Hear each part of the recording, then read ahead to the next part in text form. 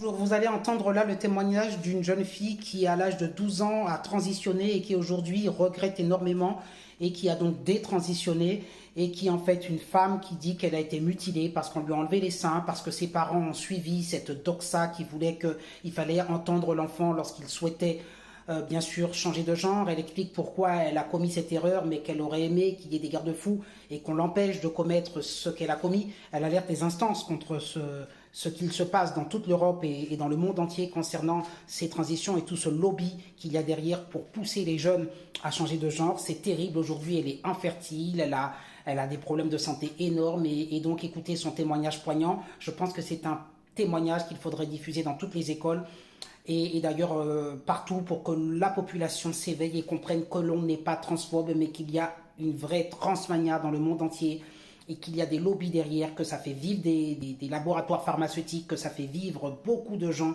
dans l'industrie et que finalement derrière, eh bien, il y a beaucoup de victimes qui pleurent et qui aujourd'hui sont désespérées. Et il faut savoir que certaines même vont jusqu'à se suicider. Bonne journée. Comment en est-on arrivé au stade où presque tous les groupes pédiatriques jugent en bonne pratique de retirer les seins en bonne santé d'enfants et de leur prescrire des traitements réservés à la castration de prédateurs sexuels à haut risque? Aborder le sujet n'est pas intolérant et le refus des activistes de donner des réponses claires devrait être alarmant.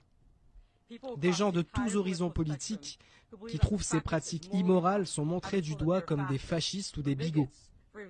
Questionner cette atrocité que d'autres, convaincus par des spécialistes du genre présumés que c'est le seul traitement qui sauvera votre enfant du suicide. Nous méritons de connaître la vérité sur cette idéologie radicale et perverse, vendue comme un soin médical indispensable.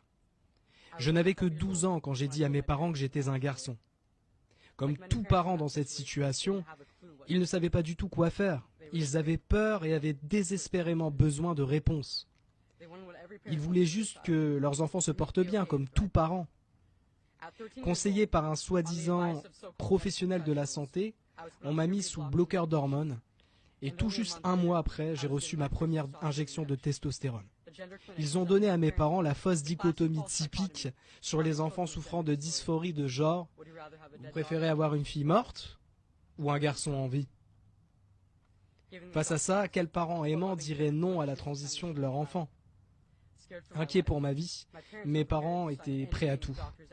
Ce n'était pas un consentement éclairé, c'était une décision forcée, sous une contrainte extrême. À 15 ans, je suis passé sur le billard pour une double mastectomie, comme celle qu'on donne aux personnes atteintes d'un cancer. Ce fut après qu'un étudiant m'ait violée à l'école. Je me suis juste convaincu d'être forte.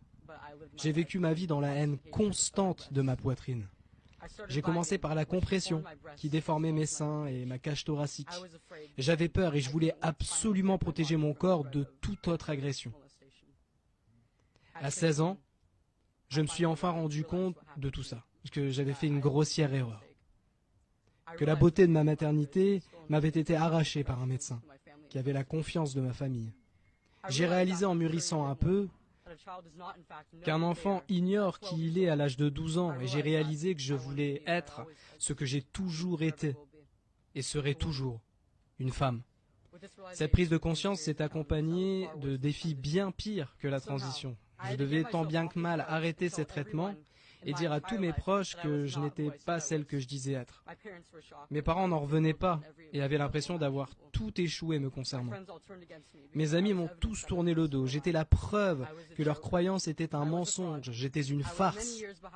J'étais loin derrière, incapable de nourrir mes futurs enfants. Et pire encore, j'étais complètement seul. Même les médecins qui m'ont mise dans ce pétrin n'avaient aucune idée de quoi faire de moi et ont refusé de me venir en aide. Ça a failli me tuer, comme ça a tué de nombreuses personnes qui regrettent leur transition. D'importantes questions restent sans réponse.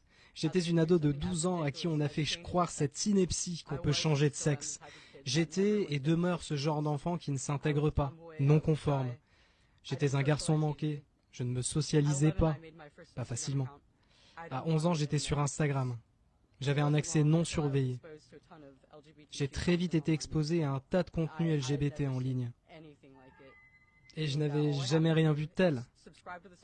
Alors tout ce que j'ai à faire, c'est d'adhérer à cette idéologie et je serai un membre célébré et accepté de la communauté la plus populaire du monde. Les transgenres sont les plus célébrés de cette communauté. J'ai vu qu'on leur accordait un tas de louanges et d'attention en ligne. Inconsciemment, je mourais d'envie d'y goûter, moi aussi. À chaque étape de ma transition médicale, on me donnait de plus en plus d'attention et de célébration. C'était le summum. On me considérait plus, même en personne, des filles tombées amoureuses de moi, et des inconnus m'abordaient pour se lier d'amitié avec moi. Et c'était inédit pour moi, j'avais l'impression d'être une célébrité. En tant qu'enfant, je ne savais pas à quel point c'était superficiel. Et ils m'ont tous abandonné subitement car je luttais pour me forger une identité. Cette confusion est en grande partie basée sur de vieux clichés d'hommes et de femmes renforcés à coups d'hormones et de chirurgie. Les femmes peuvent avoir les cheveux courts, aimer le sport et pratiquer des activités physiques. Les hommes peuvent avoir des cheveux longs et se maquiller. Ça ne change pas leurs idées, ça ne change pas leur biologie. La vérité est que cette pratique nuit de plus en plus à des enfants chaque jour. Que ferons-nous pour protéger ce groupe le plus vulnérable? Jusqu'à aujourd'hui, les médias ont martelé la même idéologie, ont poussé les mêmes sujets. Inclusion, inclusion, inclusion.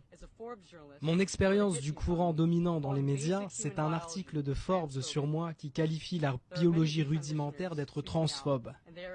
De nombreux détransitionneurs prennent la parole et sont ignorés par les institutions les plus responsables de la quête de vérité. Jusqu'aujourd'hui, la plupart des politiciens à gauche et à droite se contentent de querelles Twitter à ce sujet. Pas de seconde chance pour les enfants, alors nous devons faire de notre mieux pour guider nos enfants vers un corps et un esprit sains, plutôt que vers la dépression et le défigurement. Aucun enfant ne mérite de souffrir des mains d'un chirurgien activiste.